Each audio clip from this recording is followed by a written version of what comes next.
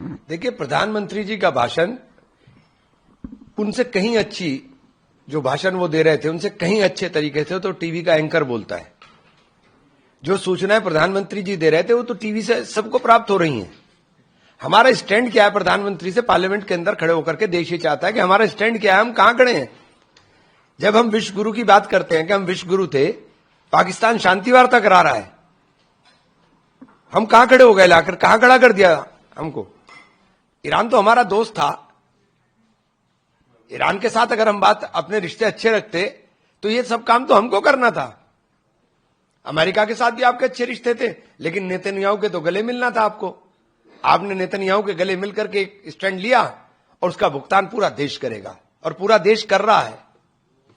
आप पाकिस्तान का जिक्र कर रहे हैं, कांग्रेस पार्टी आज सुबह से इस बात का जिक्र कर रही है कि तमाम मीडिया रिपोर्ट्स ये कह रहे हैं कि इस युद्ध को सुलझाने में, मदद करने में पाकिस्तान, इजिप्ट, टर्की जैसे देश जो है शामिल है, लेकिन भारत की भूमिका क्या है, ये सवाल। भारत की भूमिका, भारत कहीं है ही नहीं।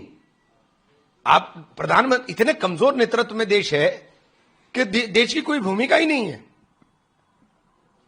काम विश्व की 5वीं शक्ति है, लेकिन हम कहीं नहीं है, हमें कोई नहीं पूछ रहा है। चूंकि हमारी जो कमजोरी है, नेतन्याहू के साथ आप जाकर खड़े हो गए तो फिर आप तो पार्टी बन गए ना। आपको इस्तेमाल करा उन्होंने। अगर आपको बता के युद्ध करा तो बहुत गलत करा, और अगर आपको बिना बताए युद्ध कर दिया तो इससे बड़ी गलती कोई हो ही नहीं सकती है।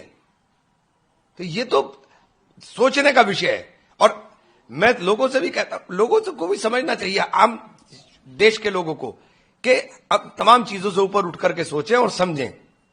ये जो प्रोपेगेंडा चलता है कि विश्व गुरु, कहां के विश्व गुरु हैं भाई? प्रधानमंत्री कह रहे हैं कि पहले कहानियां आती थी उत्तर प्रदेश से कट्टा मैन्युफैक्चर होने की, लेकिन अब मोबाइल मैन्युफैक्चरिंग। बस इसी बात पर रह गए ना।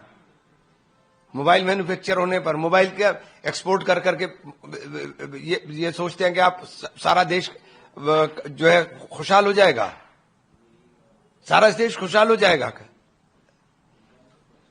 इन बातों से नहीं कुछ होगा। अब आप केवल पोलराइज कराना चाहते हो। सारी चीजों का एक ही आपके पास इलाज है, ध्रुवीकरण।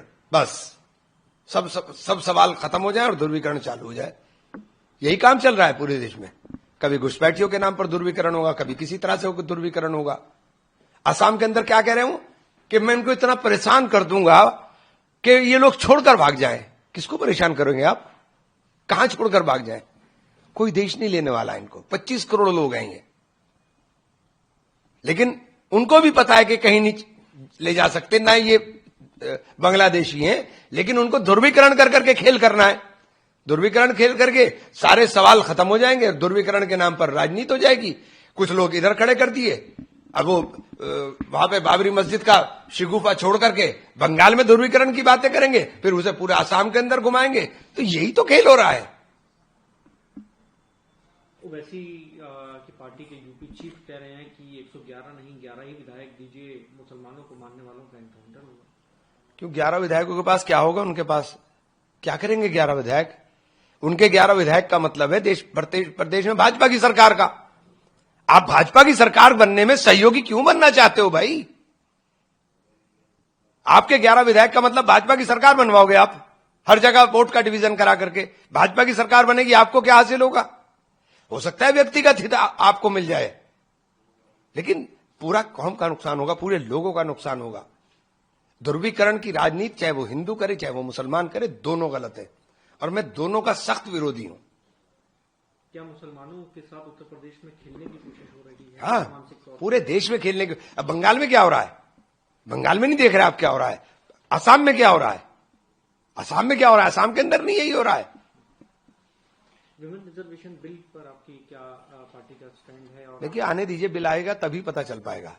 जब तक बिल नहीं आएगा तब तक कुछ भी नहीं कह पाएंगे। देख तो नहीं क्या ला रहे हैं।